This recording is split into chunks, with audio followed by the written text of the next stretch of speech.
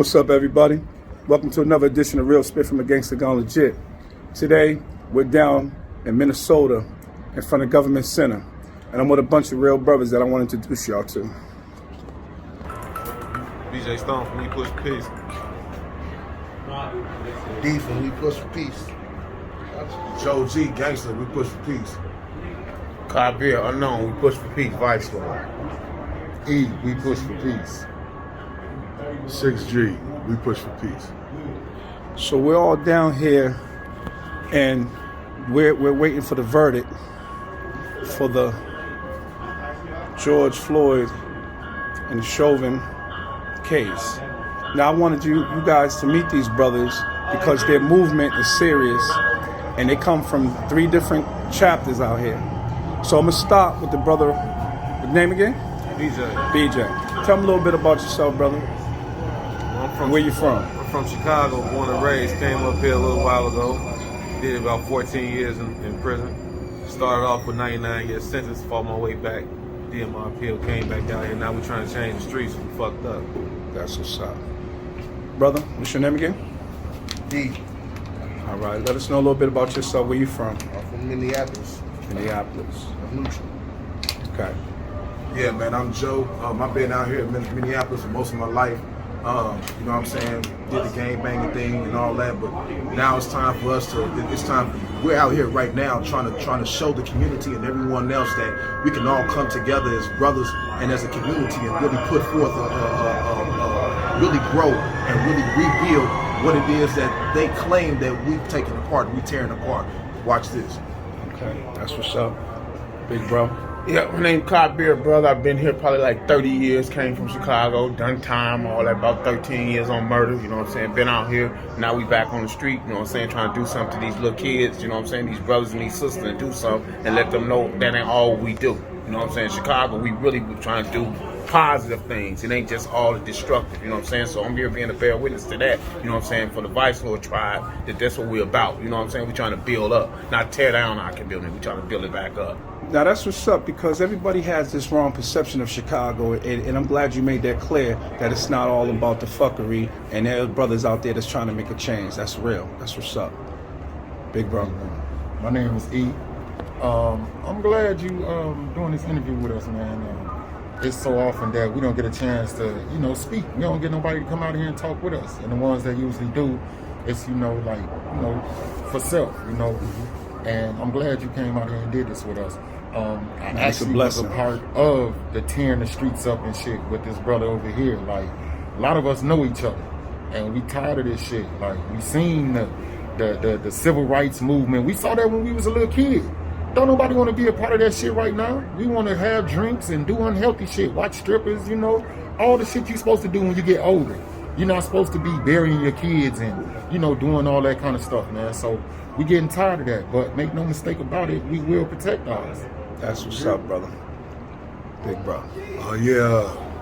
6G from 90th and Ashland in Chicago. Moved up here about 15 years ago to Minneapolis, Minnesota. 10 years on the dope case and beat 2 murder cases. And it just was to see the guys come together with a positive endeavor and different organizations. We got Blackstones, we got Vice Lords, we got Forbes, we got Black Disciples, and just to see these guys come together when we all used to get down on each other and shoot and kill each other for no reason, to come to a collective and understand, like, what was all that beef about in the first place? It was all bullshit. And when we look at our collective different pieces of literature and look into different members and leadership in our different organizations, and we see those guys together in commune, and then we try to figure out what the hell was all that beef and bullshit about anyway. So now it's just good to be able to speak to some of these brothers and get an understanding that we all the same on opposite sides of the track. It really didn't mean nothing. We all pretty much the same individuals. Yeah, that's dope. That's peace. So basically, these brothers that I'm showing you all are all members. Y'all got that? This is all members, man, of Gangsters Gone Legit, all across the country. Represent different cities, different sets, different hoods. But the one common denominator we all share is that, one, we recognize who we are as men and what our duties are what we're supposed to do. And that's what we all doing for. And I know I can speak. I just met these brothers, but I feel like I'm their brother automatically because I feel the realness. And I know when I say this, they're all gonna agree. Watch this. We all would die for a cause today because we're real men who stand up for our community, our kids, and our women. And we're just sick and tired of being sick and tired and dealing with the bullshit that we face on a daily basis. And it's time for us to come together and make that change. Do y'all agree with that, brothers?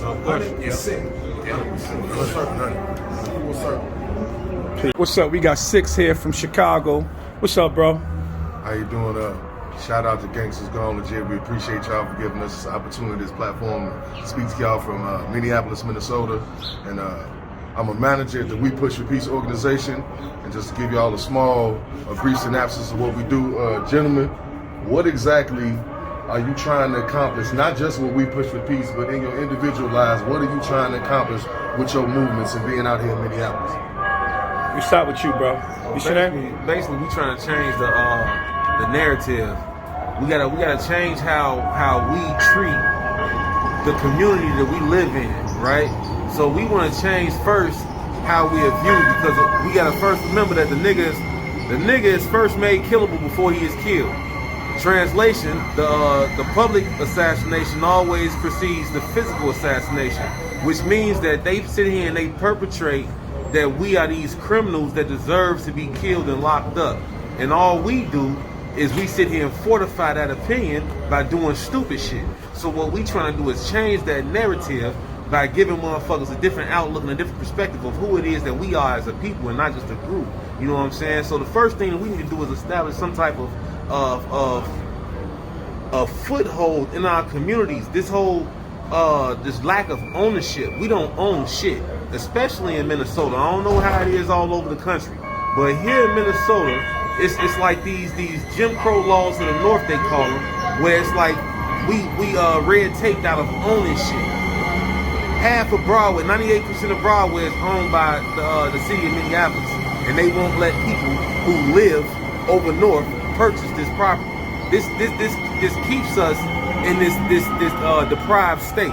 You know what I'm saying? So we gotta change that. Once we start owning shit, then we start treating shit better because this is mine. I ain't finna let you motherfuckers kill nobody on this corner or sell on the dope on this corner, because I gotta live here. When I ain't gotta live here, when I could just tell my landlord I'm finna move, then shit keeps going how it's going. You know what I'm saying? So we gotta change that. We gotta get a foothold in the community and own some shit, and we gotta change this narrative that we deserve to be fucked up out here. Man, that's what's up, brother. Real G right there. And going back on what the brother's saying, we trying to do that, but we trying to also do business too. So what I want to do is be dealing with brothers like this, and they having their own business, and we have our own corporation. We're going to be able to do more. I have my own business. This brother got his own business. This brother got his own business. This brother got his own business. He got his own business, and we can collectively come together and pool our resources and make something crack. You know what I'm saying? That's what we trying to do. That's what I'm trying to do. And that's what it's about, man. Because it boils down to not even just the narrative, but it's a lot of success. It's a lot of success. It's a lot of potential success amongst our communities in the urban areas. You know, and that's this is the beginning of a this is how Black Wall Street, a new Black Wall Street begins. You know what I'm saying? With brothers coming from different walks of life, different mindsets, and a similar goal. You know what I'm saying? To build, and building starts with self first. You know what I'm saying? We got to start with ourselves, and that's what we're doing.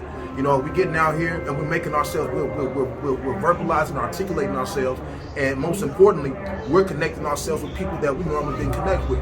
For instance, the narrative has always been fuck the police, fuck this. And don't get me wrong, police is fucking up, and they've been doing that. But instead of always doing this, let's talk to them so they can get a vibration of who we are. So when they see us on the street, they're like, that's so and so. He's not a bad brother. That's so and so. Instead of always keeping ourselves out and nobody knows who we are. You know what I'm saying? So it's easy to kill somebody that you don't know. That makes a lot of sense. You know what I'm saying?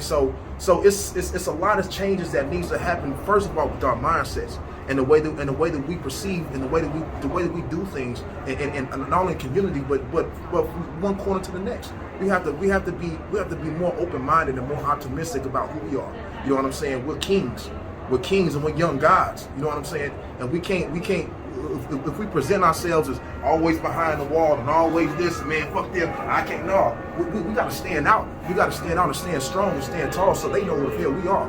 You know what I mean? Yes, definitely. Brother, you want to add to that? Sure. Me, myself, what I'm trying to do and what I'm trying to change is the way that my nephews see the world and the way they see people. They still, you know, they still have their fathers, you know, here, but, you know, it's a different, you know, look at a man versus them seeing their uncle. They watch their uncle come from, you know what I'm saying, actually, they watch their uncle, you know what I'm saying, you know, come from, well, they didn't see it, they wasn't alive then, but actually fighting for my life in this funky ass building right here. Right here. What building is that? That's City That's Hall. City right Hall. there. Minneapolis City We're Hall. in Minneapolis, that's City The Hall. old court. This the Old old court. The old court? Yeah, this the old jail. That's the Oh, the old jail. That's Right there. That's old This the jail. old right jail, the there. old The court. new one is right there. The new one's right across That's the the new street. jail, y'all. Yeah, right up in These, here. You know what I'm saying? Had me down here, and what made me think about that is looking at this building brought back a lot of memories, man. Where so many times where we always got to cop out, and that's what ended up happening. I copped out. They faced me with 55 or cop out to 22 or 23. So I'm tired of that. I'm tired of taking deals and taking pleas. I want to be in a position where I'm the one making the rules and I'm the one, you know, making the decisions. And in order to do that, you have to be a business owner. You have to be a boss. As you say, the gangster going legit. You have to do it. You have to do it. It's not a question. It's just something that has to be done. And sometimes along the way, there's going to be some bumps. There's going to be, you know, stuff along the way, but you have to do that. We all been in the streets, so the shit that we got to go through to get to where we trying to be, man, that ain't nothing, man. But It's nothing. and also, we have, because we have different mindsets and organizations, we bump heads a lot. We not just in here all.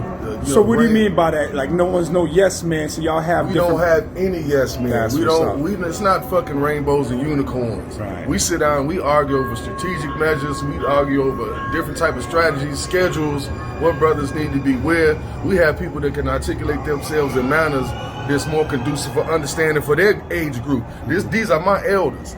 So I might disagree with them, but I respect what they say because they've lived longer than I have. This is a brother who was considered in my opposition, being a Blackstone and I'm being a gangster disciple. But when you start listening to him and you say, well, damn, he said the same shit I said, what was the difference? So let me stop you right there for a minute, brother, because shit's about to get real right now. So you just said this used to be your op. So the young boys today, they have this impression that, they'll say that, that's my op, we can't squash none, we can't make it right. What do you have to say to that? Because right now it's clear to me that this is your op and now you guys are working together. I tell you, this first thing you do is look up the definition of opposition. If it's not defining anything that you are upset about this other brother for, you're a complete fucking idiot. He and I smoke the same weed, drink the same Hennessy, drink the same beers, like the same black women, wear the same type of gym shoes, same clothes, share the same ideology. So what made him my opposition? Because he lived 2 blocks that way? Because I'm from 87, he's from 90. That was our opposition? So long story short, we were idiots for a long time. We did a lot of stupid shit, which is why we in this platform, because we understand like that was not the thing to be doing at that time. So we want these young brothers to understand and listening to our elders so that we can teach out. This man has young children. This man has young children. All of us have young children. No, you. So we want y'all today though. We want our y'all to children see to them understand together. that hey, listen, you can come. Your differences usually are your similarities. That's what makes. Hold on, brother. That was deep. I don't want that going over nobody's head. Please say that one more time. Your differences are usually your similarities. That's what makes a good relationship. Anyway, the reason why this woman likes you is because you're aggressive and she's passive, or she knows this and you don't. So that's when he and I and the different brothers, we bounce off of each other different ideas and what we came up to be, how we were raised, and that's what helps us be a collective. And they have a movement that's working down here in Minneapolis. Oh, it's working, and by any means necessary, it's working. Don't put this edit that.